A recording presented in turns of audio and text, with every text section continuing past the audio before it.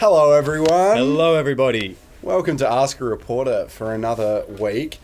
As you can see, The new and improved Amelia Mosley. I don't know about improved, but certainly new and different Amelia Mosley. If you don't know me, I'm Kale. Welcome to the show. And I'm Joe. Sorry. Same old Joe. We're just like, we haven't quite worked out how to work together just yet. I'm sure we'll get there by the end of the program. But I'm going to be Amelia today, and this is... Kale. Joe. Sorry, I'm confused. We're doing well, aren't we? Yeah. Welcome, Joseph. Welcome, Kale, Amelia. What are we talking about today on Ask a Reporter? Today, our topic is the space race. Not the original space race, but the current modern-day space race, which kicked off start of last month with Russia launching a lunar lander to try and land on the south pole of the moon. Which was then followed by India, China, the US, and Japan. They're all in the race at the moment. So things are heating up. Yeah. So if you haven't watched the Joe's Space Race story, I've watched it, and you play multiple characters in it. I do. How did you dive into the psyche of all those characters? I just put myself under pressure, and in the moment, I came up with whatever was there. Wow. So an absolute professional. There it is. Thanks for sending all your questions through. Keep sending them through. We're going to kick things off. We'll start here with Amia from Griffith North Public School, New South Wales. Hello, Amia. Thanks for joining us. Why do we have this space race? What's this all about? What's this new space race all about, Joe? Well, many countries at the moment are very interested, particularly in the south pole of the moon, because there is frozen water ice there. That might not sound that exciting for us here on Earth, where there's lots of water and lots of ice, but up there in space, there isn't a lot of it. So when they find it there, obviously it's very rare, and also they think it can be used for lots of other things going forward in the future, missions to Mars and beyond. And there's also plans to build lunar bases on the moon. There's a few countries who want to do that. China wants to do that. The US want to do that. And every other country that is racing to get there will see what they can do with it. There are also lots of other elements there, metals and soil and whatnot, that can be used for many, many different applications. And you can't see it, but yep. The real Amelia just walked past. Has Australia ever landed on the moon? This is from Ava, from Oxford Falls Grammar. Technically, no. Australia's never been on the moon, and they still... Okay, so no, they haven't yet. But going forward, Australia will be playing a big part in NASA's Artemis missions. So currently at this point, there isn't a plan for an Australian human to be put on the moon. But by potentially 2026, there is the chance of an Australian lunar rover to be sent to the moon. So I guess technically Australia is going to the moon. Not yet, but we're getting there. That kind of leads into the next question from Harris and Charlotte. Two different questions, but around the same thing. So Harris from Port Melbourne Primary School, Charlotte from Churchlands SHS in WA. I know that school. What does SHS stand for? I actually don't know, but my cousins went there. So there you go. Shout out to them. Will Australia be a part of the space race? Now, you mentioned the lunar rover. Mm-hmm. Yep. Is there any other part that we're taking place in the space race? What's going on with Australia in space at the moment? Yes, so as I mentioned, obviously the lunar rover. There are also currently 2 female astronauts from Australia that are being trained up for potential NASA missions in the future. And then also here in Australia, we have really huge satellite communication dishes in Canberra and I think New South Wales, a couple of other places that are used for deep space missions such as lunar missions, and will be used in the Artemis missions to help the ground crew communicate with the astronauts out there in space. So Australia is going to be playing a big part in this race going forward. There you go, we're doing things. And we're in Adelaide, so we're very lucky that we get the Australian Space Agency based here in Adelaide. It's very exciting, out at Lot 14. Good part of the world to be. Yes, if you are in Adelaide at any point, make sure to check it out yourself. It's a really cool place to visit. Now this one starts with "Please pick me." Okay. So we will. It comes from Shamir at the International School of Western Australia. Hello, Shamir.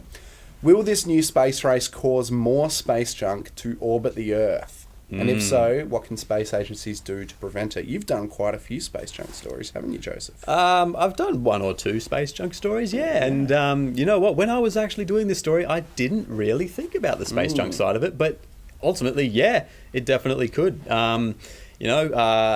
Obviously the way space junk is created is it's leftover parts from rockets and satellites that are no longer in use. So as space agencies send their rockets up into space with their lunar landers and whatnot, there will be bits of that rocket that separate and then end up floating around. So yeah, it probably will be contributing to the space junk problem. But then of course there are a lot of space agencies around the world that are working on ways to help clean up space junk with various different satellites with like claws on the front. They can grab the space junk, they can catch it in nets and bring it back down to Earth, or put it on a trajectory that'll send it through the atmosphere and burn up. So it'll contribute to space junk, but the actual space junk problem is being solved by other agencies as well. So it'll probably all balance out in the end. I don't know if you can answer this, but this comes from Orlando D at Corpus Christ Primary School in Glenroy. Hello, Orlando. Thanks for tuning in. How long does it take to get to the southern side of the moon? That is a good question. I don't actually have an exact time frame, but it's... Do you know how long it takes to get to the moon in general? I think the Indian and Russian lunar landers that have been sent there so far have taken about a week. I may need to double check on that one, but around about the week mark. And then obviously they need to land safely and set up. And then once they are there, well, what India has done, once they are there, they then send out their rover, which spends however long digging up the surface and checking out what's there. This question comes from Luke at Yucca Future Learning. Thank you for tuning in once again, Yucca. You're always a big part of Ask a Reporter. We love you for it. The next space race, how much, brackets estimated, so you don't have to give a definitive answer here, but how much of outer space will we be exploring? Well, currently at the moment it's all focused around the moon, just so countries want to get set up there first. But ultimately, they are looking to set up bases on the moon that will then help go further. So to Mars, particularly, is a big one. The water ice on the moon. A lot of scientists think that could be used to make fuel for rockets, so they could refuel on the way to Mars. So it's like a checkpoint on the way. Ultimately it'll help expand our horizons of where we could send rovers and humans in the future.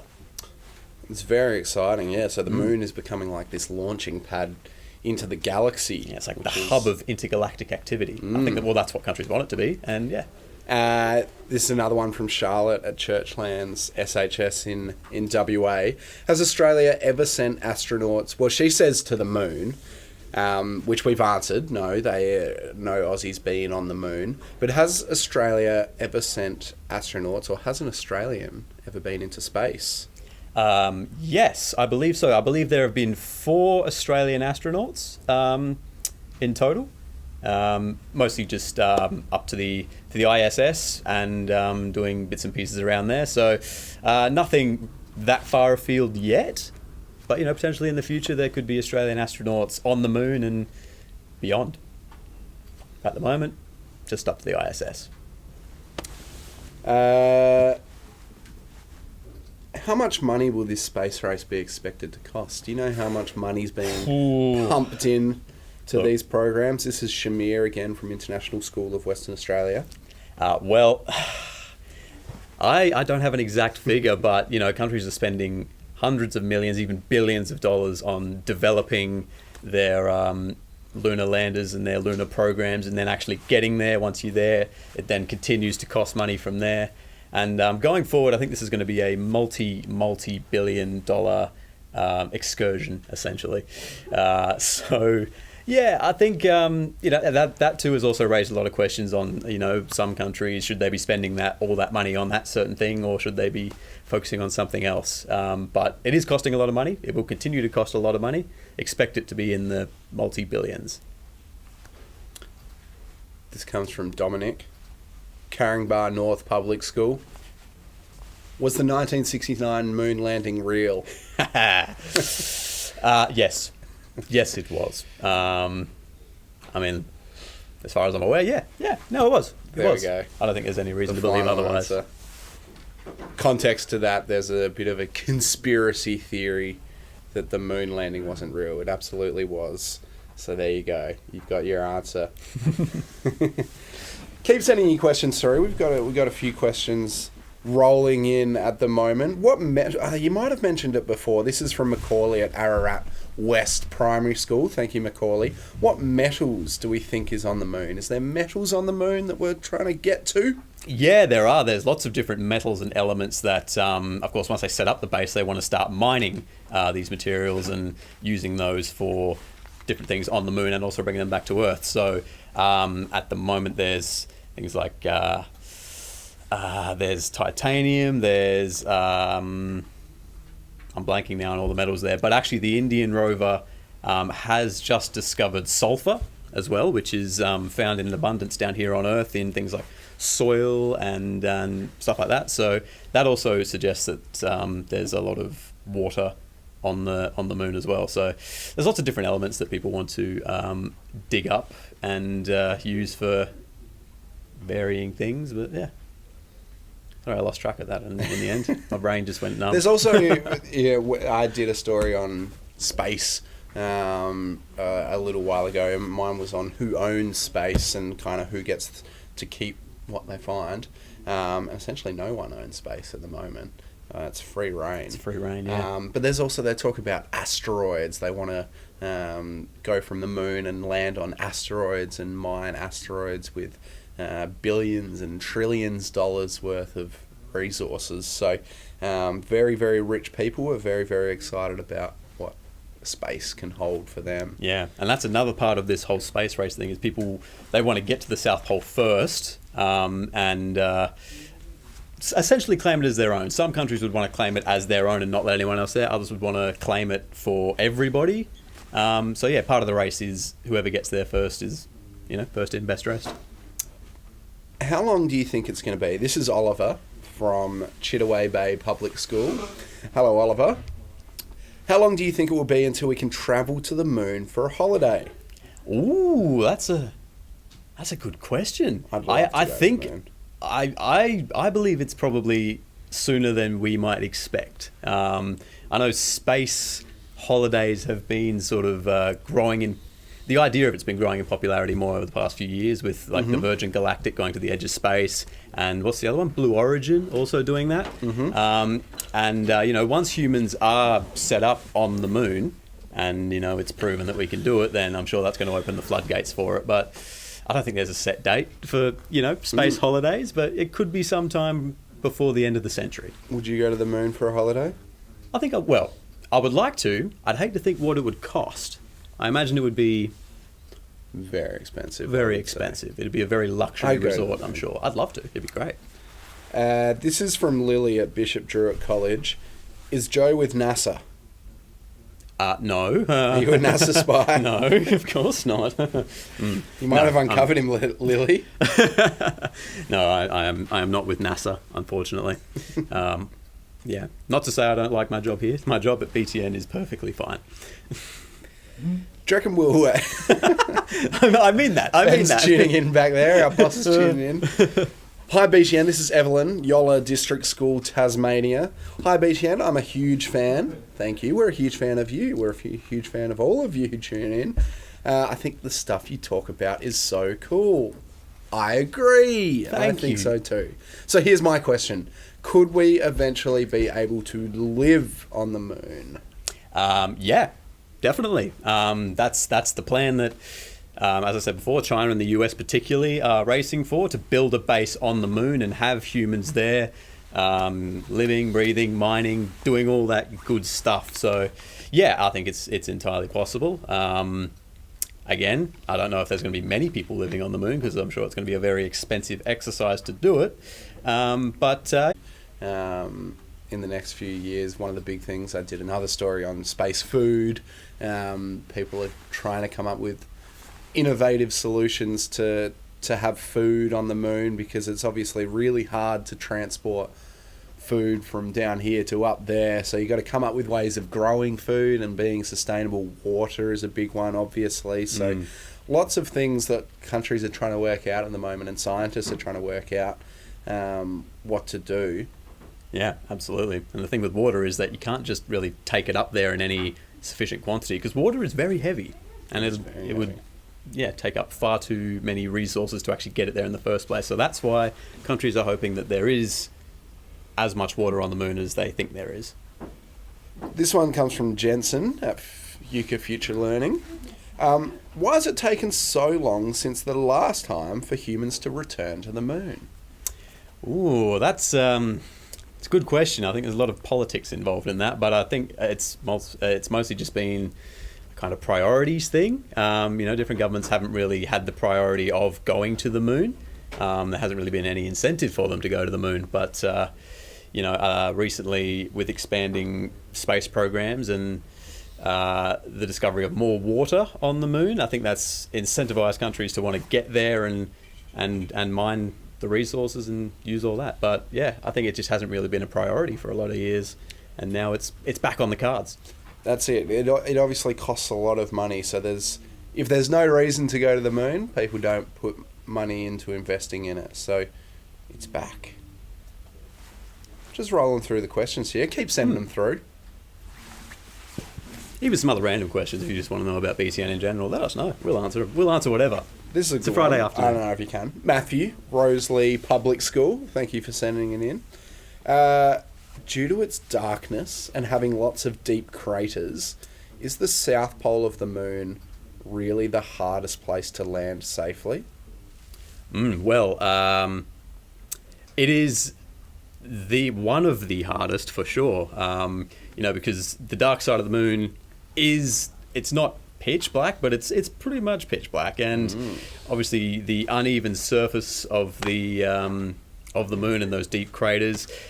Of course, not being on board the ship that you're trying to land there and trying to control it from all the way back here on Earth, it's really risky, really difficult. And then when you add on the fact that you've got countries who've got so much money invested in their lunar landers, it ups the stakes a bit more. So I think that adds to the difficulty of it. As we saw with Russia, they had a mishap with their lunar lander and ended up crashing into the moon, and that's a lot of money down the drain and a bit of a setback. India were on their toes for their landing, but they managed to do it, and it's cause for celebration because no country has ever attempted to even land there before. So the fact that India has done it is huge. This is more about the shout out more than anything, because I think we've done a pretty good job of answering it. So Harper from International Grammar School. Hello, Harper. Thanks for tuning in. Harper asked, do you think that one day Australia might join the race? By the way, can you shout out my name? Hi, Harper. Shout out to you. Look, I guess Australia is technically part of the race at the moment, helping out with NASA and their Artemis mission, which will be going to the moon. So, I'm not sure Australia is going to sort of join individually as our own entity. They'll probably be a part of NASA, but yeah, we are already technically part of the race. It's exciting. This one's again from Macaulay, and I don't quite know what he's talking about, so it makes me nervous. All right. Do you think that vibranium is real and might be on the moon? Vibranium? Isn't that on... Ararat West Public School. Primary school, sorry. What is vibranium? Isn't it a Marvel thing? Maybe. A Marvel Macaulay, thing. if you're watching, can you tell us what vibranium is? And you can tell us if it's real or not. Yeah. First, it's in Marvel Comics. In Marvel Comics. There you Okay. go. See, Okay. I'm not up to date with my Marvel universe lore, so look, I'm gonna say maybe. Maybe. It's Keep a you on your firm toes. maybe. It's a firm maybe. We talk about the term space race a lot. So Lily asks from Bishop Druitt College, Who's coming last in the space race? Whoa. Who's coming last? Well, Any country that doesn't have a space. yeah, any country that doesn't have a space agency working on this at the moment. But I suppose, I mean, China and the US haven't sent any of their, or even really got their lunar rovers and plans that fleshed out yet, because they want to send humans to the moon. Japan have a rocket ready to go. I don't think it's launched yet, but they'll be sending a lunar lander. So I guess technically, if we wanted to place any country as last or just hasn't left Earth, it would be China and the US. There we go. Cop that, Level China pegging. and the US. Yeah, take that. Thomas from IGS, I think that's International Grammar School. Is it safe to send a person to the South Pole of the moon? Are they sending people there? Well, that's China and the US. That's their plan. They want to send people there. So I think the missions that are currently going on at the moment. Hang on a minute. We're reacting to something you can't even see. Yeah, you'll see it in a moment. India and the Russia lunar rover, they were all going there as exploratory missions to sort of work out exactly what's there and what can be done. And once we have all the information from their missions, we'll know if and how people will be sent there and live there. This is just another shout out for Abby from International Grammar School. Hello, Abby. What's up, Abby? Thanks for tuning in. Yeah, keep shooting your questions through. Who's going to win the space race? Who's going to win this? Is there going to be a winner? Oh, Shamir from International School of Western Humankind. Humankind will be the winner. That's a good answer. Diplomatic answer. Diplomatic answer. This is Sienna from St Anne's Primary School in Sunbury. She also asked, will Australia be joining the space race, which I think we've answered. But how long does it take to build a rocket, Joe? Oh, years and years and years, decades even. NASA have been working on their Artemis mission for quite a long time, because there's a lot of, obviously, pre-planning before you even get to the stage of building your lunar lander or rocket. It's a very, very long process, hence why it's taking so long for people to actually get there.